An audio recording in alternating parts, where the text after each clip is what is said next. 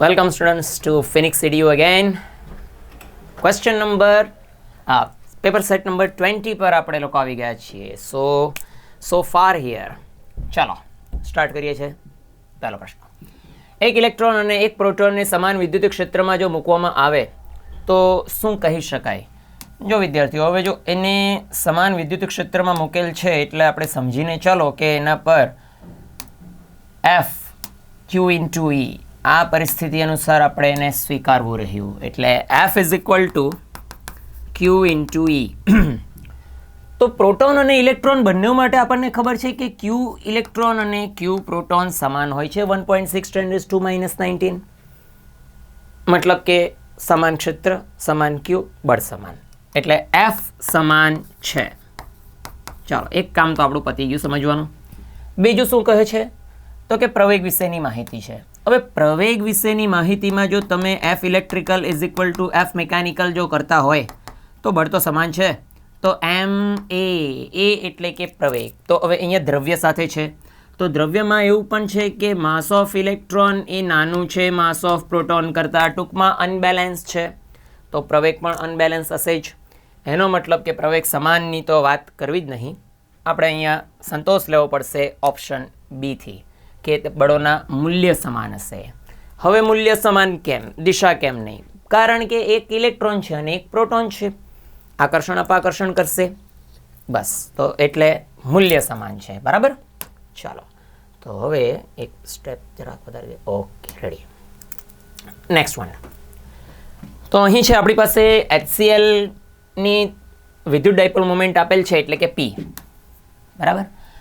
આ અણુના બંને પરમાણુ પર સમાન મૂલ્યના વિદ્યુત ભારો જે ખરા તે વિજાતીય છે. તો ડાયપોલ તો છે એટલે બરાબર. તો એનું મૂલ્ય જ કેટલું હશે અને અંતર આપ્યું છે. તો ચાલો અહીં આપણી પાસે dipole moment P is equal two Q twice A into Q, right.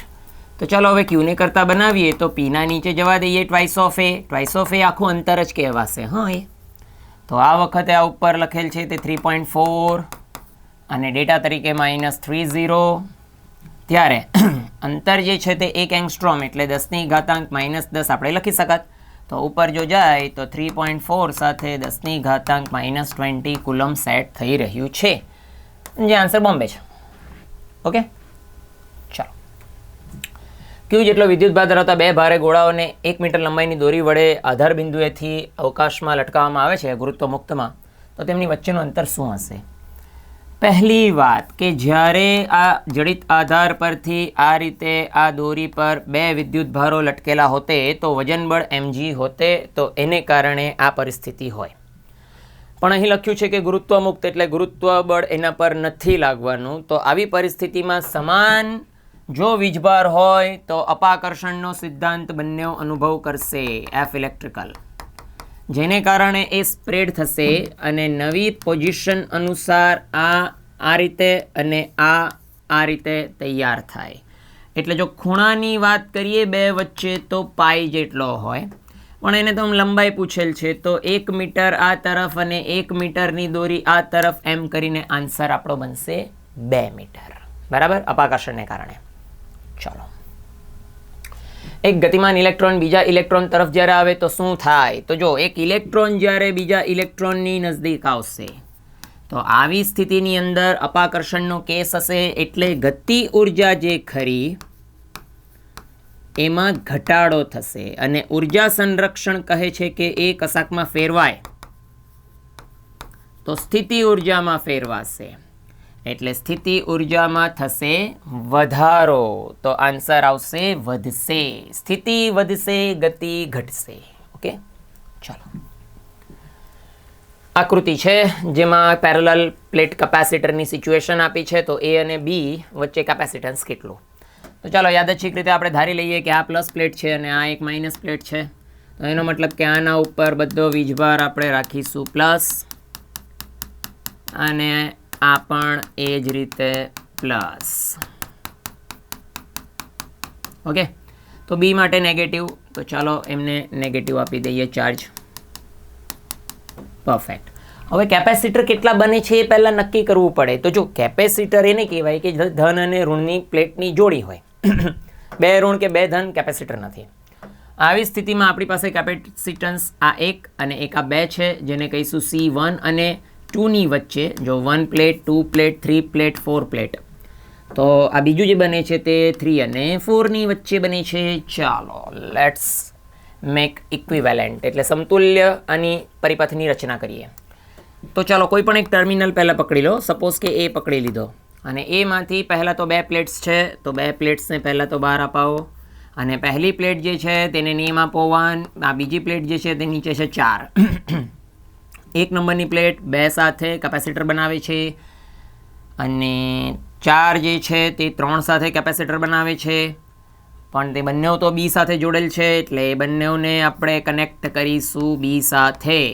Okay, તો એ અને બી વચ્ચે આ બે જે છે તે સમાંતરનું કામ કરે છે અને જો સમાન અંતર હોય અને આડછેદ સમાન હોય તો પછી પેરેલલ માટે C parallel A twice of C original એટલે 2ε0 A/D આન્સર આપણો હોવો જોઈએ. બોમ્બે. રેડી? ચાલો, એક કેપેસિટરની બે પ્લેટ વચ્ચેનું અંતર ટોટલ 5x જેટલું છે. વિદ્યુત ક્ષેત્ર E0 છે. હવે તેમની વચ્ચે x જાડાઈનું એક ડાયલેક્ટ્રિક અચળાંક ધરાવતું 3 અચળાંક છે, જેનું એવું એક ચોસલું એન્ટર કરવામાં આવે તો એવી સ્થિતિમાં પોટેન્શિયલ ડિફરન્સ એટલે વિદ્યુત સ્થિતિમાનનો તફાવત કેટલો હશે? તો ચાલો આપણી પહેલી જૂની પરિસ્થિતિ તો ડ્રો કરી લઈએ. બરાબર, જેને કહેવાય 5 જેટલું અંતર છે. હવે તેની અંદર કોઈ 1x જેટલી ડિસ્ટન્સ પર અહીંયા આ જગ્યા પર ડાયલેક્ટ્રિક નાખવામાં આવે x જેટલું, તો 4x જેટલું બાકી. વિદ્યુત સ્થિતિમાન જે ખરું કુલ એ બનશે V1 વત્તા V2થી અને V માટેનું સમીકરણ છે ED. તો અહીંયા આ E બદલાયેલ છે જે માધ્યમનું છે, જ્યારે ડિસ્ટન્સ તરીકે એની પાસે x જેટલું છે. જ્યારે આ માધ્યમ જે ખરું તે આપણું જૂનું ઓરિજિનલ જે શૂન્યાવકાશ હતું તેમાં 4 જેટલું હવે બચી ગયું. આના પર આવીએ. આ જે ખરું તે જૂનું E બાય ડાયલેક્ટ્રિક અચળાંક કહી શકાય. ત્યારે અહીંયા 4E0x ખરું. 3ની કિંમત આ kની કિંમત 3 છે એટલે 3 ચોક 12, 12 અને 1 13, 13ના નીચે આપણી પાસે આ લસાનું 3 અને જે કંઈ બી E0 અને x બચે છે તે એટલે આન્સર રહેવાનો આપણો અમદાવાદ.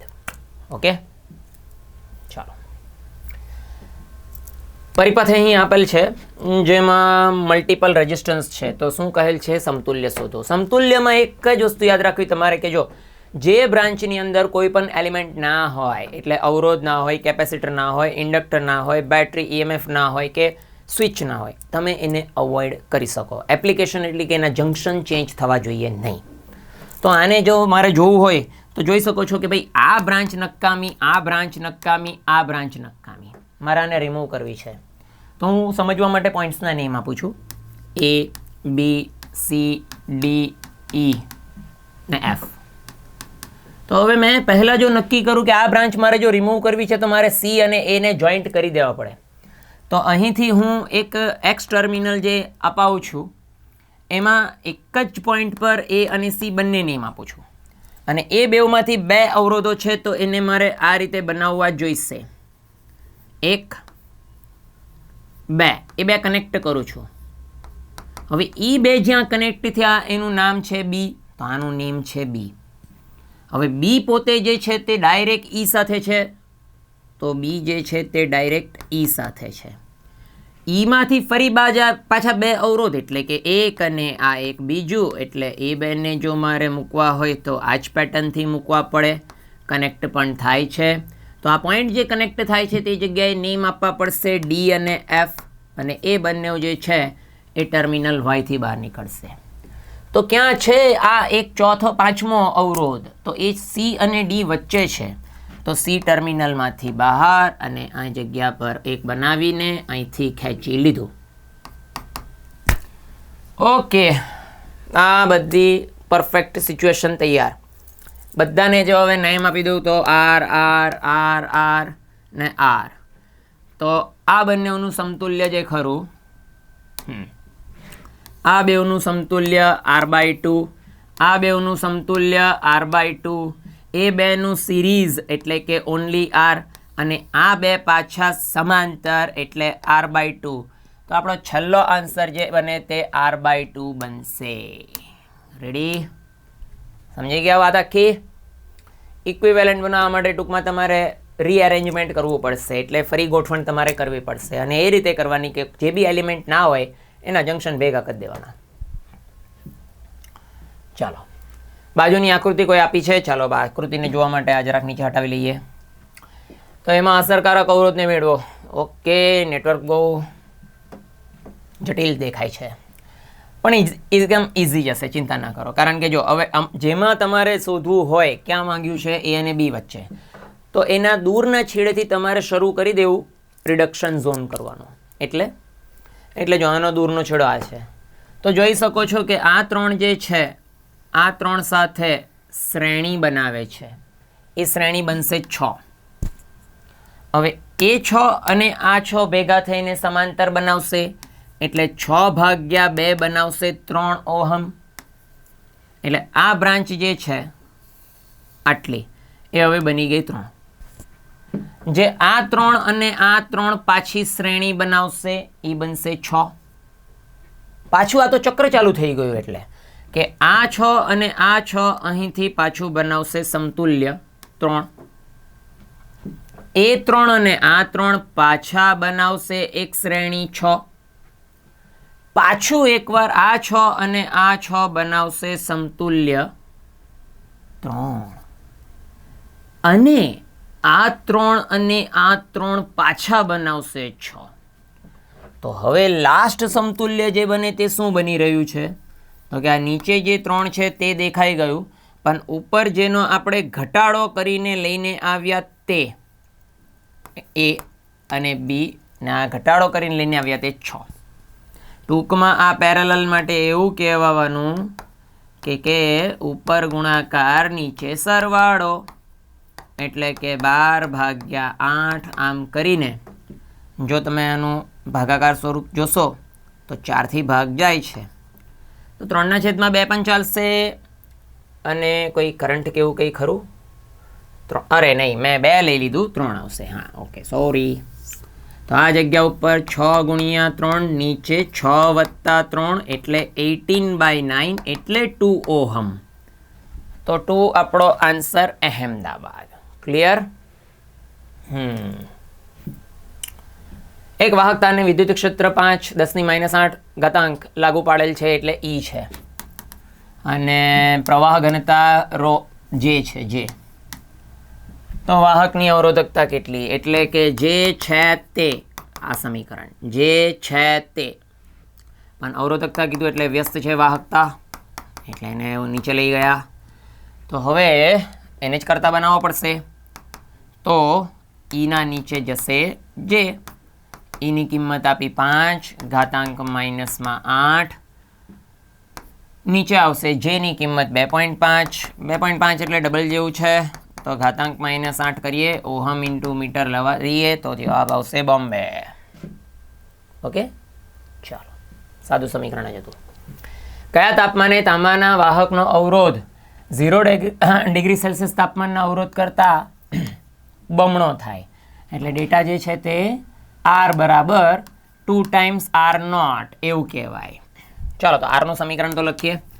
આરનું સમીકરણ એકચ્યુઅલી હતું R0 1 + α Δt રાખીએ એને. આ જે છે તે ડબલ છે ભાઈ, બરાબર? તો R0 તો ખરો, 1 + α નથી ખબર, એટલે ટેમ્પરેચરને જો આપણે કેપિટલ રાખીએ તો કેપિટલ T અને 0. ચાલો, R0 કેન્સલ. તો આ જે છે તેમાં 2 બચે છે, 1 બચે છે, પ્લસ આલ્ફા અને ટી બચે છે. તો આ 1 આ બાજુ જશે, તો આલ્ફા ટી કરતાં જો બનાવું તો 1, એટલે ટી કરતાં બને તો 1ના નીચે આલ્ફા, 1ના નીચે આલ્ફા આપેલ છે 3.9.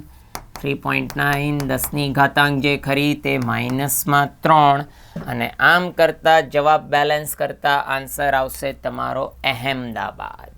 ક્લિયર છે? સેલ્સિયસ ઇન્વર્સ છે એટલે આન્સર સેલ્સિયસમાં, બરાબર?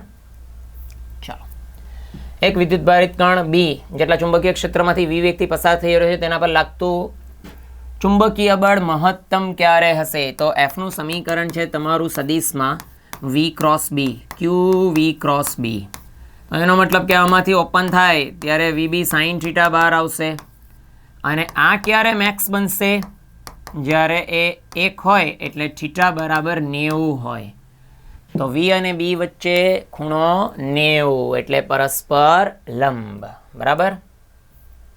ચાલો હવે આ જગ્યા ઉપર તો એકબીજાને સમાંતર છે અતિ લાંબા સુરેખવાહક તારો અને ડી અંતર રાખીને તેમાંથી પરસ્પર વિરુદ્ધ દિશામાં સમાન પ્રવાહો પસાર કરવામાં આવે છે.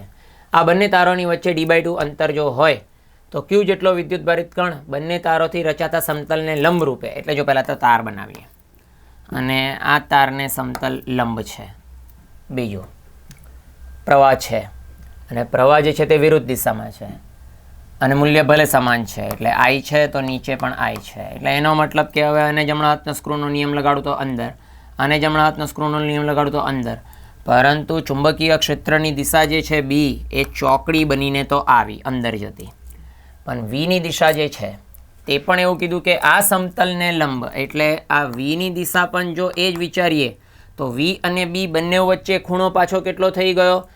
0 થઈ ગયો. એટલે થીટા બરાબર જો 0 હોય તો હમણાં જ જોઈ ગયા સમીકરણ F = QVB sin 0, જવાબ 0 દિલ્હી.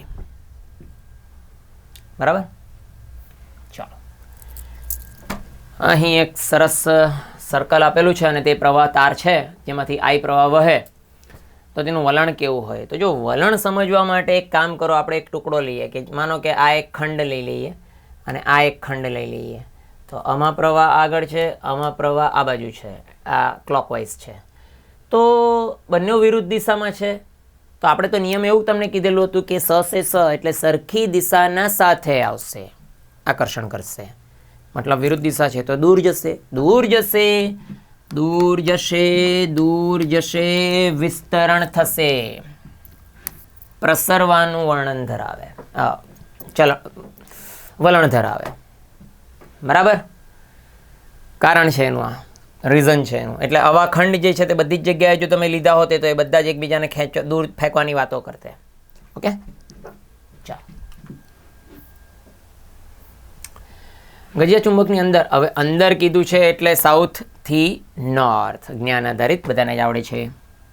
ચાલો, જ્યારે પ્રવાહ આધારિત ગૂંચળાની જગ્યાએ તેનો સમતુલ્ય મેગ્નેટિક ડાયપોલ મોમેન્ટ મૂકવામાં આવે તો શું થાય? તો જો પહેલાં તો આ ગૂંચળું હોય તો IA, પણ જો તમે 12 મેગ્નેટ લીધું હોય તો P × L કહેવાય. હવે તમે બેઉને સમાન કરતા જ છો તો પછી એનો મતલબ કે P × L અચળ કહેવાય. તો ભાઈ P અને L નો ગુણાકાર અચળ, સિમ્પલ ઇઝ ધેટ. બરાબર.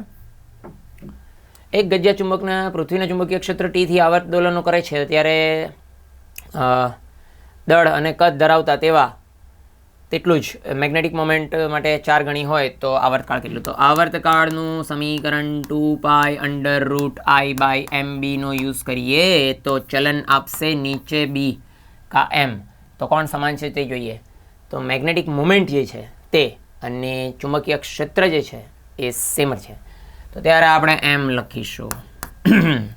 તો T2/T1 સામેની બાજુએ વ્યસ્તમાં લખવાનું થાય M1/M2, એટલે M1 જો M રાખીએ અને 4 ગણી એ શબ્દ પ્રયોગ થયો હોય તો ઉપર T જવા દઈએ તો /2, તો T/2 આપણો આન્સર બને છે.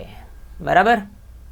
ચાલો, 5 એમ્પિયર મીટર સ્ક્વેર જેટલી ડાયપોલ મોમેન્ટ, એટલે કે આ જગ્યા ઉપર M છે અને ટેસ્લા એટલે બી ક્ષેત્ર છે, ત્યારે તેનો સદિશ ક્ષેત્ર સાથે 30 નો બનાવે, એટલે થીટા તો 30 છે, કોઈ પ્રોબ્લેમ નથી. આ કોણ 30 થી વધારીને 45 માટે કરવું પડતું કાર્ય. ચાલો, કાર્ય W બરાબર ડેલ્ટા U સ્થિતિ ઉર્જામાં ફેરફાર, એટલે U2 - U1 એવું કહી શકાય. તો આનો જવાબ હતો -MB, બ્રેકેટમાં પહેલા આવશે cos θ2 - cos θ1. ચાલો, માઇનસ એમની જગ્યાએ 5, બીની જગ્યા ઉપર આપણે લખવાનું 7, ઘાતાંક એને આપવાની -4 કૌંસની અંદર, તો કે cos ઓફ અંતમાં કેટલું કરવાનું 45 માઇનસ cos ઓફ 30.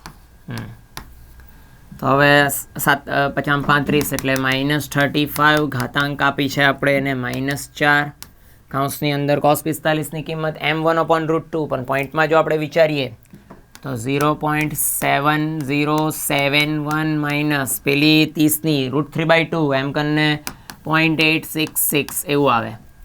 તો હવે બેટા આનું જ્યારે આપણે સાદું રૂપ આપીશું ત્યારે આપણને આન્સર મળશે અહેમદાબાદ. ક્લિયર? આવી જશે, કેલ્ક્યુલેશન કરી લેજો. ચાલો 100 આટા એટલે આ n છે, I એમ્પિયર 2 છે, ત્યારે સંકળાયેલું ચુંબકીય ફ્લક્સ ફાઈ આપેલ છે. તો ઉર્જા મેળવો, તો ઉર્જા મેળવો અને આટા છે ને પ્રવાહ છે એટલે 1/2 Li² ખરું, પણ IL તો આપેલું નથી. તો સમીકરણ n phi Li એનો યુઝ કરીએ તો L is equal to n phi by I use થાય અને ત્યાં જવા દો.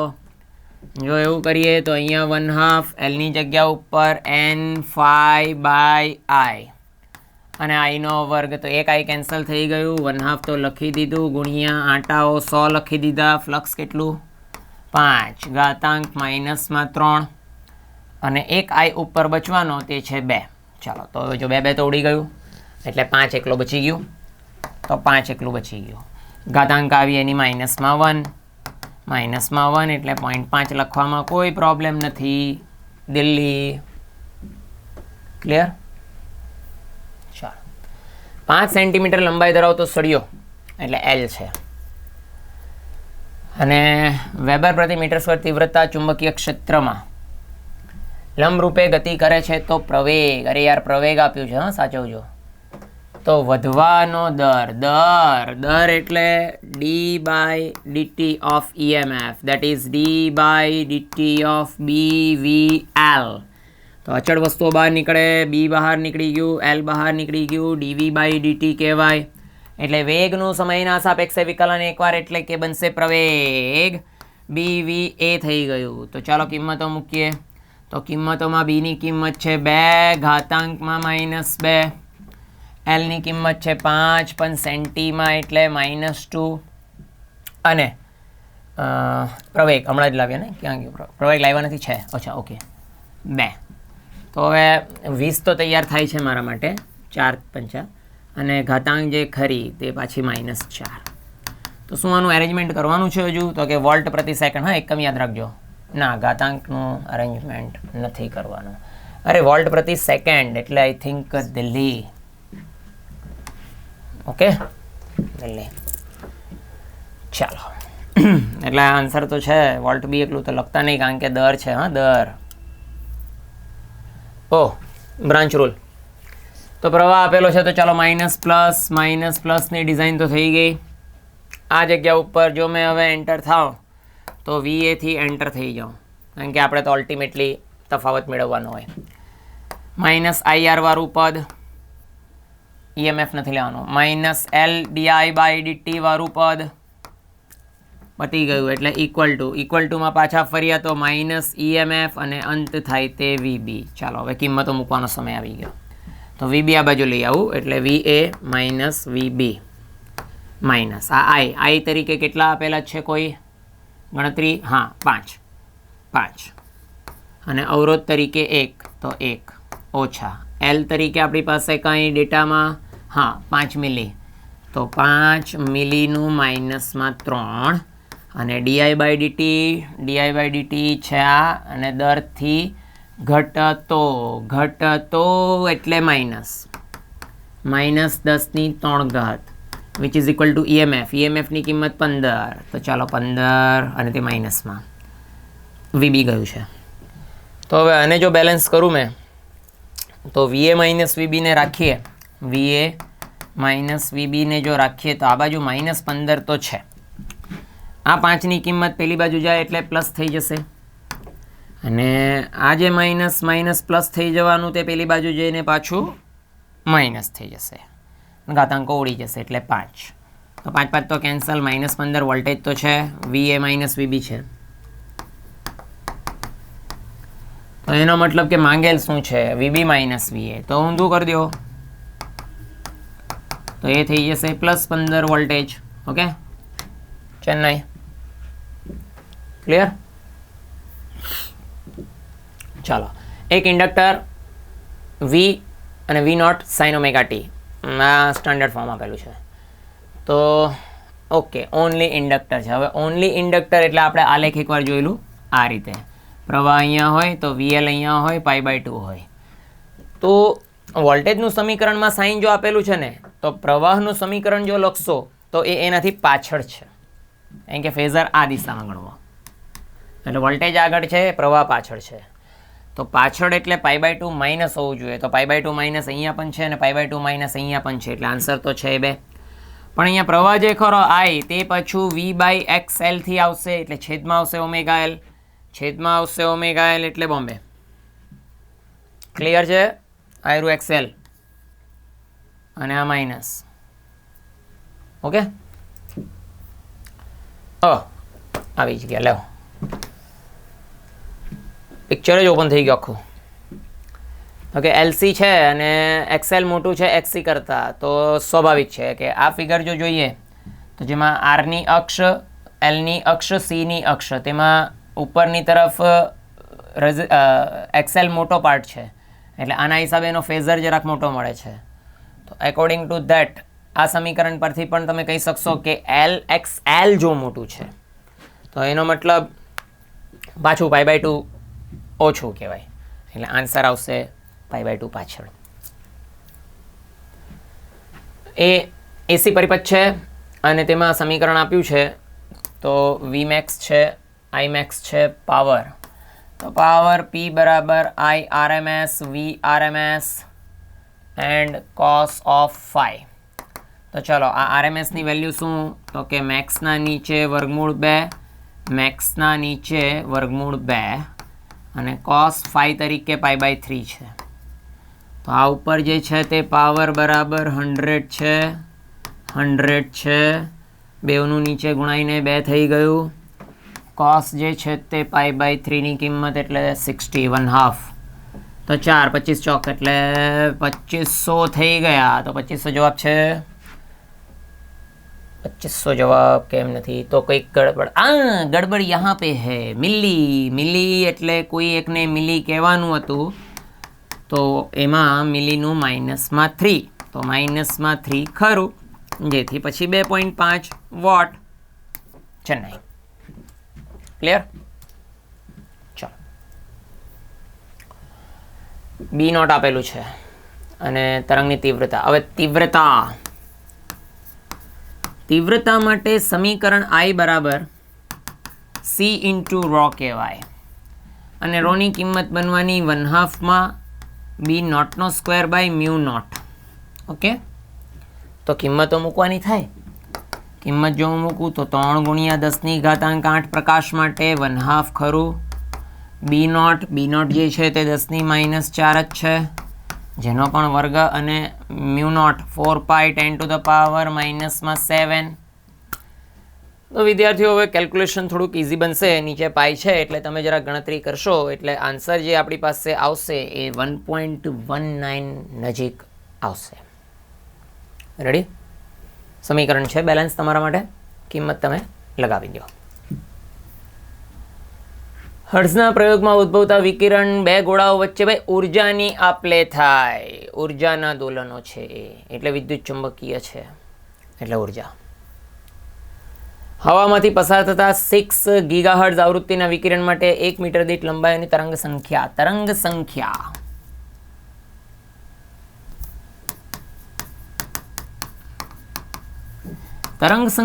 n જે છે તે 1/λ કહેવાય. બીજું, ફ્રીક્વન્સી બરાબર c/λ કહેવાય. તો એનો મતલબ કે 1/λ જો કરતા બને તો f ના નીચે c જતું રહે. તો f આપેલું છે 6 પણ ગીગામાં છે, ગીગાહર્ટ્ઝ એટલે 9. નીચે સી 10⁻3 8 એટલે આ જગ્યાએથી 2 ખરું અને 1 મીંડું બીજું ખરું તે જ 1/λ છે એટલે આ જ જગ્યા ઉપર 20 જવાબ છે તો ચેન્નાઈ. ક્લિયર? ચાલો ઓકે ઓકે કિરણ પ્રકાશ શાસ્ત્રમાં માછલી પણ છે અને પક્ષી પણ છે. ઓકે ચાલો તો જરાક શાંતિથી જોજો. હા 8 મીટર પ્રતિ સેકન્ડના નિયમિત વેગથી ઉર્ધ્વ દિશા તરફ એક માછલી એવું જુએ છે. અચ્છા એવું જુએ છે એટલે ઓબ્ઝર્વર માછલી છે. આ સમજો વાતને કે પક્ષી માછલી તરફ બહારથી આવે છે એટલે પક્ષી બહારથી નથી આવતું પણ માછલી જુએ છે. આ વસ્તુ યાદ રાખજો. માછલી એને જુએ છે. પાણીનો વક્રીભવનાંક છે કોઈ વાંધો નથી. તો પક્ષીની માછલીને પકડવા માટેની ડાઈવ સાચો વેગ કેટલો? એક્સલન્ટ. ચલો આ પાણીની સપાટી માનો કે આ ફિશ છે અને તે કોઈક ઊંડાઈ પર છે, ખબર નથી, પણ જે આટલી ઊંડાઈ છે એને જો હું એક્સ નેમ આપું તો અહીંયાથી એને ઉપર બર્ડને જુએ છે, પક્ષીને. હવે પક્ષીનું નીચે જવું, માછલીનું ઉપર જવું, બંને પરિસ્થિતિમાં અહીંયા એ જ્યારે એને જુએ છે ત્યારે પક્ષી એકચ્યુઅલી કોઈ વાય જેટલી ઊંચાઈ પર તો છે પણ એને અલગ દેખાશે કારણ કે પાણીમાં છે. સ્વાભાવિક છે. તો હવે આમાં જો મેં આભાસી ઊંચાઈ માટેનું જો સમીકરણની તૈયારી બતાવું તો HI/HO ઇઝ ઈટા ક્રોસ, એટલે ઈટા બાય ઈટા લખું તો મેં કીધેલું તમને ઈટા ક્રોસ. હવે જુએ છે કોણ? માછલી. માછલીને પક્ષી દેખાય તો ક્યાં દેખાય? હવામાં. હવા ઈટા ક્રોસ એર ઉપર વોટર, એટલે eta image is equal to actually eta water into HO. અને એ ઓબ્જેક્ટ કોણ છે અત્યારે જેને જોવાનું છે તે? વાય. તો આને રાખીએ આપણે ઈટા ઇન્ટુ વાય. હવે શું થયું કે જ્યારે આ માછલી ઉપર પક્ષીને જુએ છે તો તે અસરકારક કેટલું ઊંચું જુએ છે, એટલે કે અસરકારક અંતર કેટલું? અસરકારક અંતર માછલી જુએ છે એ કેટલું જુએ છે? તો કે સપોઝ કે વાય ડેશ જુએ છે જે એકચ્યુઅલી એક્સ અને વાયના સંયોજનથી બને છે.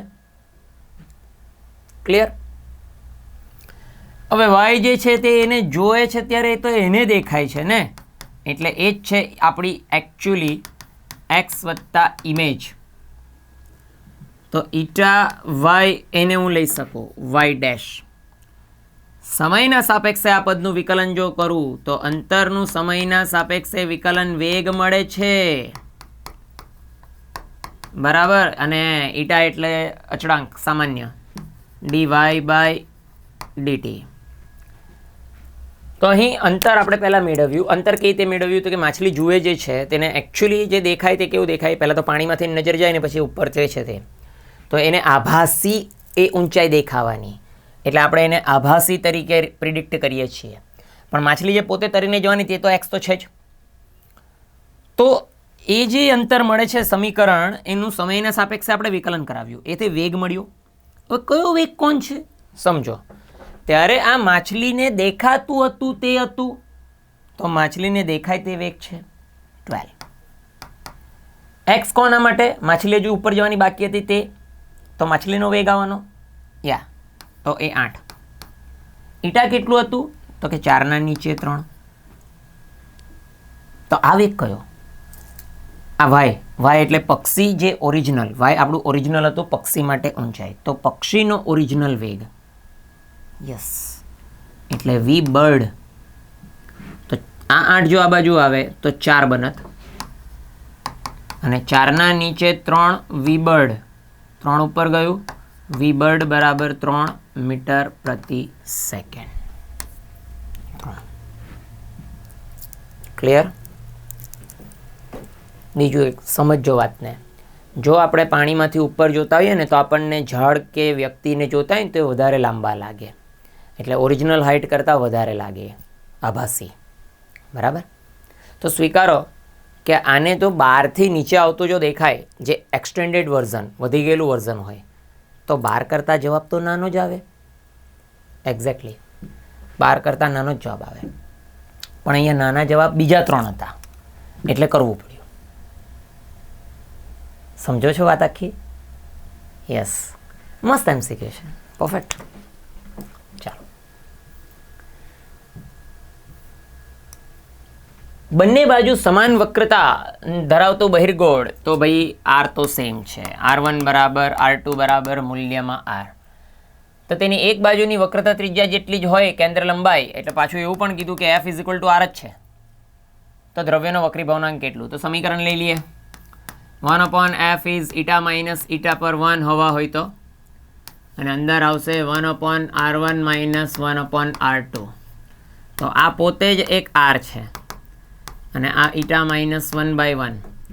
આ વખતે આ પ્લસ R છે, તો માઇનસ ઓફ એકવાર માઇનસ R થવું જોઈએ, જેથી કરીને આ ઉપર જે છે તે eta minus 1 સાથે આ 2/R થઈ જશે, ઓછા ઓછા વત્તા આ 1/R. તો R તો કેન્સલ થઈ ગયું, એટલે eta minus 1 1/2 કહેવાય, એટલે eta બરાબર 1/2 વત્તા 1 કહેવાય, 3/2 કહેવાય, 1.5 કહેવાય. બોમ્બે. ક્લિયર? ચાલો, એક અંતર્ગોળ અરીસાની સામે કોઈ બી લંબાઈની રેખીય વસ્તુ મૂકેલ છે અને તેનો એક છેડો અરીસા તરફ માટે છે UA, અને કેન્દ્ર લંબાઈ F જો હોય તો પ્રતિબિંબની લંબાઈ કેટલી હશે? તો તમારે આમાં છે ને વિકલિત સ્વરૂપ ઉપયોગ કરવું પડશે. ઇન શોર્ટ, તો વિકલિત સ્વરૂપ છે એકચ્યુઅલી dv = માઇનસ મોટવણીનો વર્ગ du. ત્યારે માઇનસમાં, અને આ સમીકરણ ક્યાંથી પ્રાપ્ત થાય તે પણ હું તમને કહી દઉં. આ સમીકરણ તમને પ્રાપ્ત થશે 1/f નું સમીકરણ, જે 1/u + 1/v જે હતું એનું વિકલન કરાવવાથી આ મળશે.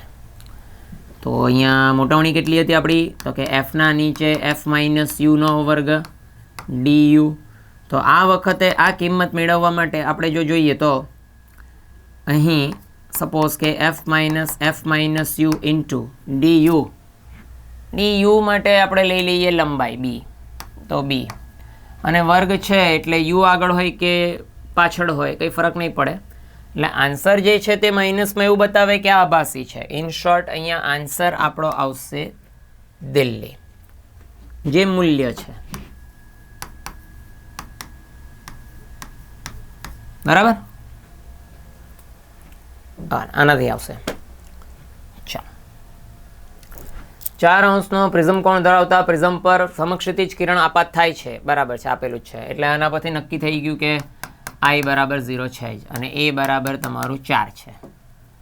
તો વક્રી ભવનાંક ઈટા આપેલો છે, તો ડેલ્ટા લઈ લઈએ પતલા પ્રિઝમ માટે. A eta -1, તો એ 4 ઈટા તરીકે કોણ છે ભાઈ? 1.5 - 1, તો 4 અને 0.5 એટલે અડધું, એટલે 2. તો ડેલ્ટા મળી ગયો તમને. માંગેલું શું છે? નિર્ગમન, એટલે E માંગેલું છે. તો I + E is A + delta. તો I તરીકે તો 0 છે જ, A તરીકે 4 છે, ડેલ્ટા 2 મળી ગયું. 6 આન્સર હોવો જોઈએ. બોમ્બે. ચાલો, અંતર્ગોળ અરીસાની અક્ષ ઉપર 25 સેમી અંતરે વસ્તુ મૂકેલી છે અને કેન્દ્ર લંબાઈ 20 છે. તો મોટવણીનું સમીકરણ f ના નીચે f - u થી મળશે. માઇનસમાં 20 માઇનસમાં 20 માઇનસ ઓફ -25. તો ઉપર પાછું માઇનસનું 20 રાખી મૂકીએ તો આ ઓછા ઓછા વત્તા થઈને આપણી પાસે જવાબ આવશે 5. તો 5 × 24 એટલે -4 ચેન્નઈ. ક્લિયર? ચાલો, ટેલિસ્કોપ છે 5000 અને 4000 એંગસ્ટ્રોમ છે. વિભેદન શક્તિ, રિઝોલ્યુશન પાવર, તો રિઝોલ્યુશન પાવર એકચ્યુઅલી d/λ હોય, એટલે ચલન 1/λ કહેવાય. તો પાવર 2/1, અથવા પહેલાં પાવર 1 એ ઉપર લઈ લઈએ ને, તો પાવર 1/2 જો કરીએ તો λ2/λ1 નીચે જવા દઈએ તો λ2 5000 છે, 4000 છે, 5/4 આન્સર બોમ્બે છે. ક્લિયર? ચાલો, માઇક્રોસ્કોપના ઓઇલ ઇમર્શન ઓબ્જેક્ટ વડે વસ્તુ અંગેની બારીકાઈથી માહિતી મળે તો આપણે એકચ્યુઅલી યુઝ શેના માટે કરીએ તો કે મેગ્નિફાય કરવા માટે, મોટું બનાવવા માટે, તો વધારે મોટવણી હોવી જોઈએ. ઓકે, ચાલો. એક સ્લિટથી રચાતા ફ્રોનહોફર વિવર્તનમાં સ્લિટની પહોળાઈ એ 0.01 છે, તો આ ડી છે સ્મોલ, અને લંબરૂપે પ્રકાશ આપાત થાય છે તેમાં લેમડા છે. મધ્યસ્થ અધિકતમની દ્વિતીય એટલે n ડેશ બરાબર 2 છે.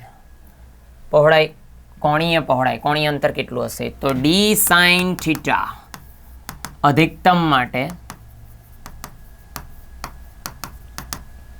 તો કે અહીંયા આવશે ટ્વાઇસ n + 1 લામડા બાય 2. તો ડીના સ્થાન પર આપણે મૂકીએ છીએ 0.101 ઘાતાંકમાં -2 સેન્ટીનું conversion sine theta which is equal to 2 વાર 2 વત્તા 1. લેમડાની જગ્યાએ કિંમત કેટલી 6000. એંગસ્ટ્રોમનું પાછું -10 ભાગ્યા 2, તો આ 5 એટલે 5 છંગ 30 ભાગ્યા 2 રાખીએ તો આની વાત કરું તો 3 મીંડા આની સાથે 7 એટલે આ 10 ઘાતાંક -7, અને આ જે છે તેમાં 4 માઇનસ નીચે જાય, ઉપર જાય એટલે -3. એનો મતલબ કે 15 ઘાતાંક -3 0.015 અમદાવાદ. ક્લિયર? ચાલો, આલ્ફા કણોને વી જેટલા પોટેન્શિયલ ડિફરન્સથી પ્રભાવિત કરતા દ બ્રોગલી તરંગ લંબાઈ કેટલી મળે, અને તેમાં આલ્ફા માટેના ડેટા આપેલા છે. ઓકે, જો મારી વાત સાંભળો. Lambda is equal to actually સમીકરણ h/√2/m/q ઇન્ટુ વોલ્ટેજનો વી. તો આમાં તમે જો એમનો ડેટા આ લગાવશો અને ક્યુનો ડેટા પણ લગાવશો તો આન્સર તમને મળશે. એ આન્સર તમને કોઈક એક અચળ સ્વરૂપ મળશે. એટલે મેં એવું સમજાવું કે જો તમે ઇલેક્ટ્રોનની વાત કરતા હોય તો એકલો ક્યુ ઈ હોય જે 1.6 સમથિંગ છે અને માસ ઓફ ઈ હોય જે 9.1 સમથિંગ છે. પ્રોટોનની વાત કરતા હોય તો ક્યુ પ્રોટોન પણ 1.6 લેવાના છે, પણ માસ પ્રોટોન પાછું 1.67 10 to the power -27 પાછું લેવાના. એ જ જગ્યા ઉપર જો તમને ન્યુટ્રોન કીધું હોતે તો ન્યુટ્રોન માટે તમે લોકો એવું કહેતે કે ક્યુની દ્રષ્ટિથી તો પ્રોટોન છે પણ ડબલ દળ છે એનો, અને આલ્ફા કીધું હોતે તો ડબલ વીજભાર છે પ્રોટોન કરતાં પણ 4 ગણો છે એ પ્રોટોન કરતાં દ્રવ્યમાં. તો આ ડેટા જ્યારે તમે આમાં યુઝ કરશો ને વિદ્યાર્થીઓ, તો તમને આ બધા સમીકરણો તૈયાર થશે. હાલ આલ્ફા માટે આપણું સમીકરણ આ આવશે. એવી જ રીતે આપણી પાસે પ્રોટોન માટે આ સમીકરણ આવશે, ઇલેક્ટ્રોન માટે આ સમીકરણ આવશે, અને પેલું તમારે શોધવાનું રહેશે કે કયા માટે બનશે બીજું. રેડી? ચાલો, ટૂંકમાં આ સમીકરણ છે, ડેટા મૂકવાના થાય. જો ઇલેક્ટ્રોનનું વેગમાન આપેલું હોય અથવા તો એ વેગમાન 5200 એંગસ્ટ્રોમ તરંગલંબાઈને અનુરૂપ ફોટોનના વેગમાન જેટલું હોય તો ઇલેક્ટ્રોનનો વેગ કેટલો? ચાલો ભાઈ, એટલે lambda is equal two h/mv. તો ખરું, વીને કરતા બનાવું તો h/m સાથે લેમડા લઈ જઈએ તો 6.625 ઘાતાંક જે છે તે -34 માસ, તો કે કોના માટે? ઇલેક્ટ્રોન, એટલે 9.1 10 ઘાતાંક -31, અને લેમડા કેટલો? 5200 ઘાતાંક પાછી -10. બસ બેટા, તો આને તમારે જ્યારે બેલેન્સ કરવાનું થાય, સમીકરણને ઓપન કરશો દૃષ્ટિથી, આન્સર તમને મળશે ચેન્નાઈ. ક્લિયર? એક ધાતુ ઉપર 1 ઇલેક્ટ્રોન અને 2.5 ગતિ ઉર્જા ધરાવતો વાપરવામાં ફોટોન, તો તેમાં વર્ક ફંક્શન આપેલું. તો આપણી પાસે સમીકરણ છે, એનર્જી જેટલી આપીશું એમાંથી વર્ક ફંક્શનને બાદબાકી કરીશું, તે જ ગતિ ઉર્જા મળશે. એનો મતલબ એવો થયો કે પહેલાં આપણે 2.5, પહેલાં કેટલી છે? એક ધાતુ પર 1 અને 2.5, હા તો એવું જ કરો.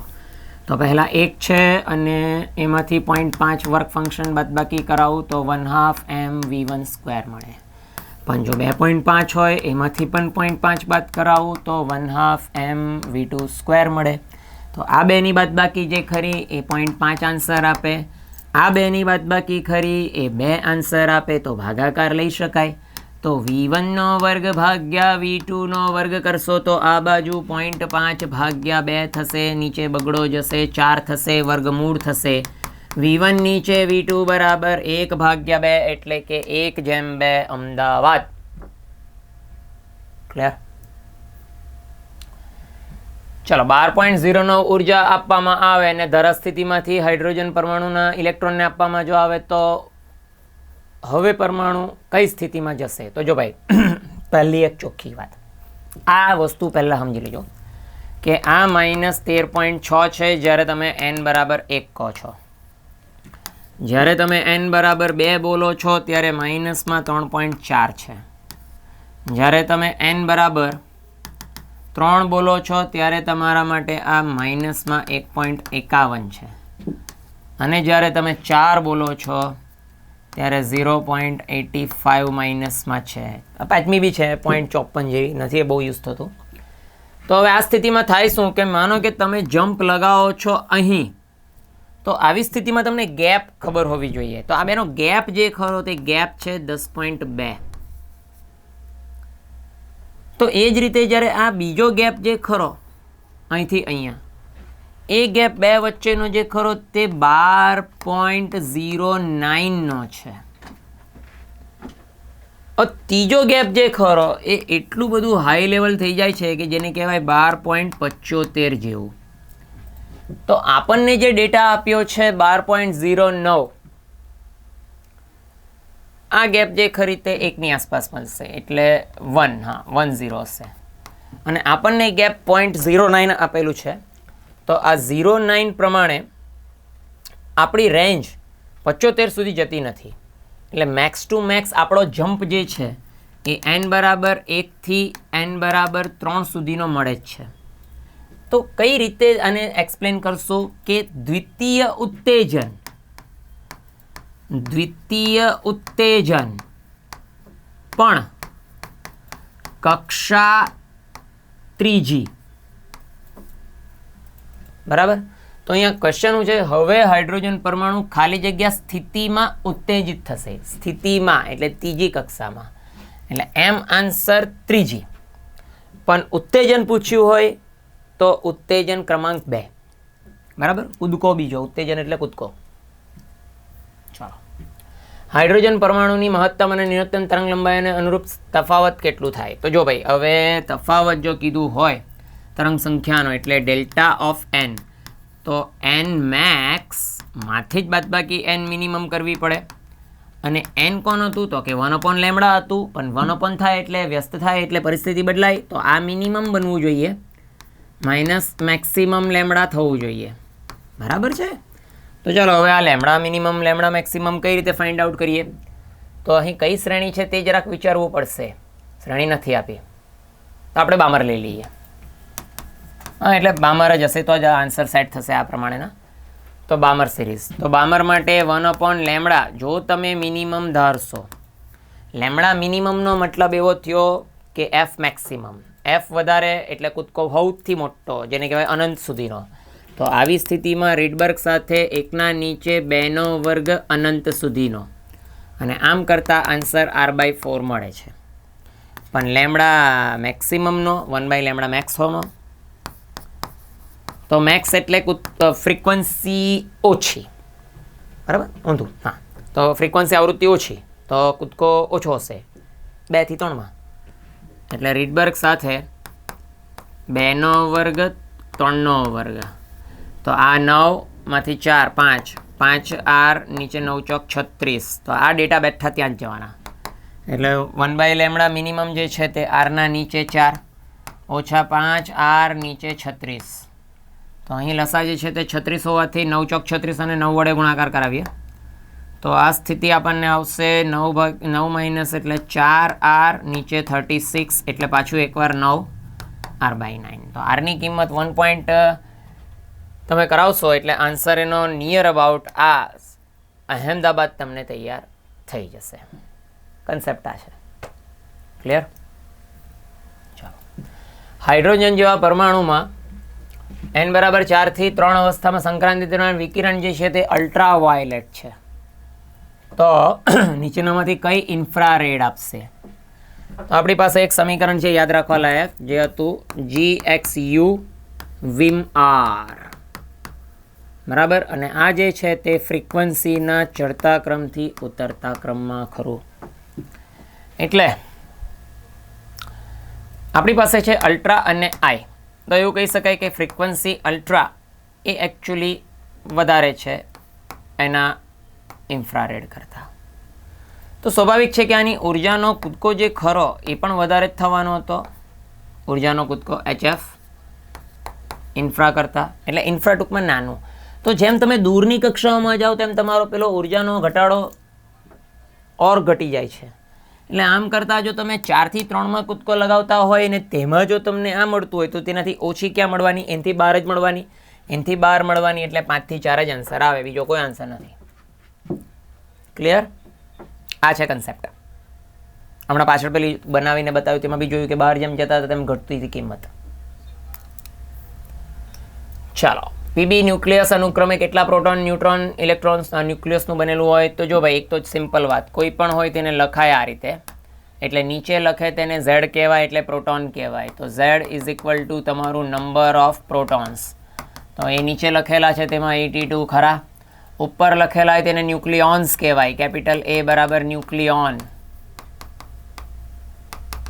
તો એ કેટલી છે? તો કે 204, 206 સોરી. હા, અને ન્યુટ્રોન્સ કોને કહેવાય? ન્યુટ્રોન. તો ન્યુટ્રોન નંબર્સ એટલે કે A માઇનસ Z થી મળશે, એટલે ભાર માઇનસ ક્રમાંક. તો 206 માઇનસ કરાવવું પડશે આપણે 82, એટલે આ 4 અને આ 14, એટલે 1 4, એક મિનિટ, 14 નહીં આવે, 8 એટલે 2, 24. તો અનુક્રમે જે ક્રમાંક હોય તે પ્રમાણે આન્સર. ચેન્નઈ. ચાલો, હવે આ ત્રણેય જે ખરા એને કમ્પેર કરવાના કાર્બન 6 સાથે, જેમાં આઇસોટોપ.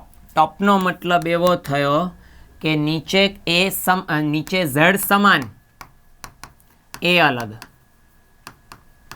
ટોપ એટલે ટોપ ઉપર, એમ એવું યાદ રાખવાનું. તો એમાં તમે જોઈ શકો કે નીચે 6 કોણ છે? તો કે આ જ છે. એટલે એમાં 12 અને 14 અલગ છે. એટલે આન્સર પહેલાં C આવે તે કન્ફર્મ. એટલે દિલ્હી કાં તો અમદાવાદ છે. બીજું શું લખેલું? આઇસોટોન. ટોન ન ફોર ન્યુટ્રોન. ન્યુટ્રોન હોય તો એ સમાન હોય, બરાબર. એટલે કે બાદબાકી સમાન હોય. ન્યુટ્રોન ક્યાંથી મળતા આપણને? A માઇનસ Z થી મળતા. તો બાદબાકી જોવાની. તો આમાંથી 12 - 6 આપણે કરીશું તો આન્સર આપણને 6 મળશે. તો બીજો ક્યાં 6 મળે છે? તો કે 13 માંથી 7 જાય, 13 માંથી 7 જાય તો પણ આન્સર 6 મળે છે. એટલે ટોન જે ખરો તે આ ન્યુટ્રોન છે, નાઇટ્રોજન છે. તો હવે એમાં કયો જવાબ? અહેમદાબાદ, 100%. રેડી? ચાલો, અહીં 2 એલિમેન્ટ આપેલા, એલ્યુમિનિયમ અને ઝિંક, અને તેની ત્રિજ્યાઓ અનુક્રમે હોય તો R1 નીચે R2 શું કહી શકાય? તો જો આ તો simple, R is equal two R0 A power 1/3 અનુસાર ચલન જે છે તે એની ઘાતાંકથી આવે. તો હવે R1ના નીચે R2 કહીએ તો A1ના નીચે A2ની ઘાતાંક 1/3 વિચારતા અહીંયા ઉપર 27, અહીંયા નીચે 64, 1/3. તો ઉપર 3, નીચે 4 તૈયાર, એટલે 3/4 બોમ્બે તૈયાર. ચાલો, આકૃતિમાં દર્શાવ્યા પ્રમાણે વોલ્ટમીટર જે છે તેમાં વોલ્ટમીટરનો અવરોધ તો મોટો છે, જેમ કે એટલે ઓછો પ્રવાહ જાય તેમાંથી, તો વોલ્ટેજ કેટલો હશે? તો બહુ ઇઝી થઈ ગયું કે પ્રવાહ અંદર તો જવાનો છે નહીં. તો જે પ્રવાહ જે છે તે અહીંથી જ ફ્લો કરીને નીકળી જવાનો. એટલે પહેલાં તો R સિરીઝ બરાબર 20 થઈ ગયું, અને પ્રવાહ જે છે તે V/R સિરીઝથી મળવાનું. તો V કેટલા? 10, અને નીચે આવે છે 20. એમ કરતાં 1/2 તો ખરું એમ્પિયરમાં. અને તમારે જોઈએ છે ડ્રોપ, એટલે V is equal two IR drop. તો I કેટલું? 1/2, અને એ હતું 10, એટલે 5 વોલ્ટેજનો ડ્રોપ થયો અહેમદાબાદ. ક્લિયર? એક બહિર્ગોળ અરીસા માટે મળતું પ્રતિબિંબ વસ્તુ કરતાં નાનું, એટલે મોટવણી આપી છે કે પ્રતિબિંબ જે છે HIHO, એ પ્રતિબિંબ જે છે તે વસ્તુ કરતાં આટલા ઘણું નાનું છે. તો 1/n, બરાબર. અને કેન્દ્ર લંબાઈ હોય તો વસ્તુ અંતર મેળવો. તો M ઇઝ ઇક્વલ ટુ સમીકરણની દ્રષ્ટિથી F - આ જવાબ આવશે. તો 1/n તો આ લાવ્યા, માઇનસ એફ કારણ કે અરીસા માટે છે તો માઇનસ ઓફ માઇનસ યુ કરીએ. આમ કરતાં આન્સર આ ઉપર જો જાય તો માઇનસમાં એફ, પાછો એકવાર માઇનસમાં એફ પ્લસ થઈને U minus N F. F jump કરાવીએ તો U is equal to F ઓછા એન એફ. તો એફ કોમન કાઢીએ તો 1 માઇનસ એન થયું. હવે આમાં જો તમારે યુ નેગેટિવમાં જોઈતું હોય તો તે પ્રમાણે યુ નેગેટિવની સિસ્ટમ પ્રમાણે n-1 કહેવાશે. એટલે આન્સર તમારો આવશે ચેન્નઈ. ક્લિયર? સૂર્ય પરથી આવતા વિકિરણના આરએમએસ કિંમત, વિદ્યુત ક્ષેત્રની આરએમએસ, એટલે તમને ઈ નોટ આપેલું છે, સોરી ઈ આરએમએસ છે, અરે પરફેક્ટ છે, હા ઈ આરએમએસ જ. અને વિકિરણ ઘનતા મેળવવાની થાય તો રો બરાબર 1/2 એપ્સાઇલોન નોટ ઈ નોટનો સ્ક્વેર આ કરવું પડે. એટલે એપ્સાઇલોન નોટ આની સાથે જો કનેક્ટ થાય તો ઈ આરએમએસનો સ્ક્વેર બનાવે.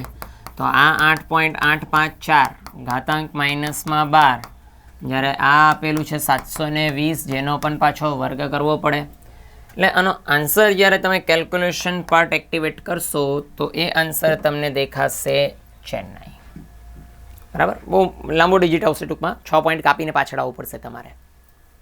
એટલે તે પ્રમાણે ચેન્નઈ તમને આન્સર આપશે. ચાલો, 3 mm થી લઈને 100 સેન્ટીમીટર સુધી તરંગ લંબાઈ હોય તો તેમાં સંદેશા વ્યવહાર છે તો આવૃત્તિના ગાળા કેટલા? તો પહેલાં f is equal two c/λ ઉપયોગ જો કરું તો f1 જો હોય તો 3 × 10⁻8 નીચે લેમડા એનું 3 mm એટલે કે -3. તો આ જગ્યા ઉપર 3 કેન્સલ થઈ ગયા અને આ ઉપર જતું રહે એટલે આ 10⁻11 સેટ થઈ ગયું. હવે એને આ બધા મેગા બધું એવું જ છે એટલે મેગામાં કન્વર્ટ કરું તો 10⁵ કરીને મેગા કરી દઉં તો હર્ટ્ઝ. બીજું લઈ લઈએ, f2 બરાબર c, 3 × 10⁸ નીચે બીજી રેન્જ કેટલી? 100 સેન્ટી, એટલે 100 સેન્ટીનું પાછું માઇનસમાં 2 એટલે આમ કરતાં અને મેગામાં ફેરવવું હોય, નીચેથી કેન્સલ થઈ ગયું તો 300 આપીને મેગા હર્ટ્ઝ બનાવી શકું. અને લેમડાની રેન્જ એફની રેન્જ કરતાં ઊંધી હોય એટલે એનો મતલબ જવાબ આપણો બોમ્બે. રેડી?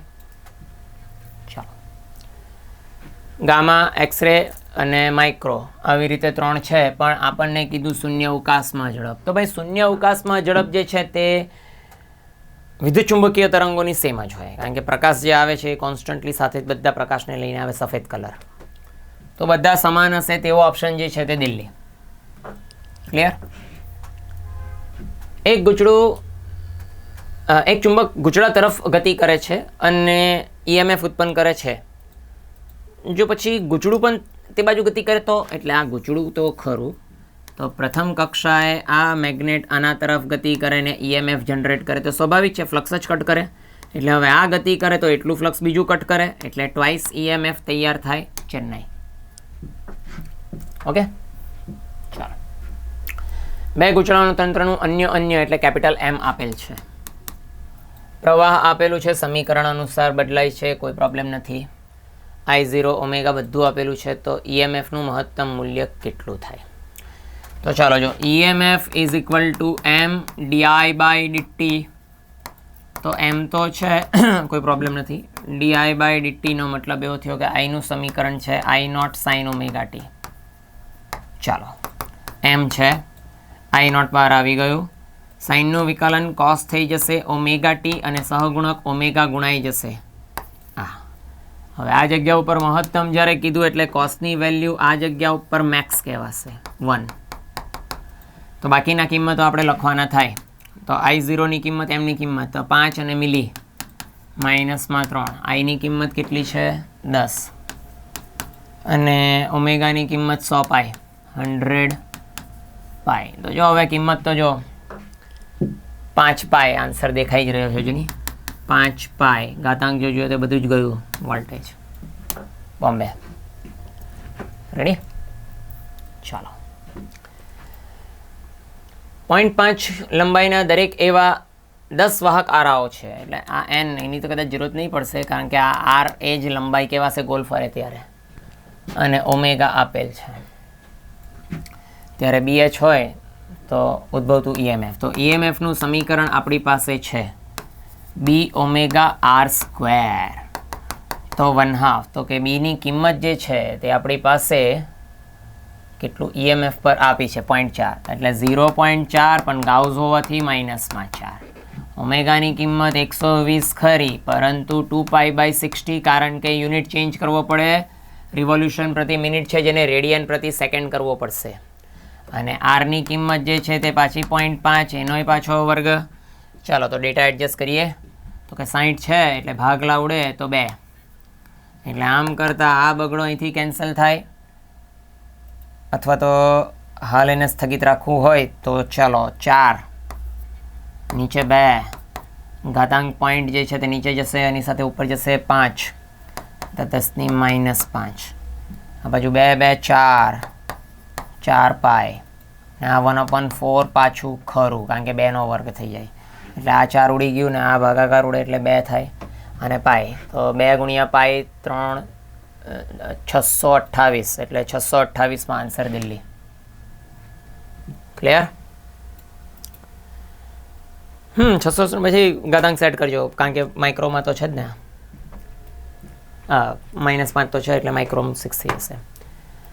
ચાલો તો વિદ્યાર્થીઓ, અહીં આપણે આપણા 20 પેપર સેટ કમ્પ્લીટ કર્યા. બોર્ડની એક્ઝામ માટે તમારી તૈયારી પણ સારી એવી ચાલતી જશે. આશા રાખું છું તમારા એક્ઝામની અંદર ખૂબ અતિ સરસ માર્ક આવે, અને આ જે MCQની સિરીઝ છે ફોરવર્ડ કરીને સમયાંતરે જોતા રહેજો. બરાબર? ચાલો, તમારા ભવિષ્ય માટે તમને best of luck. Thank you.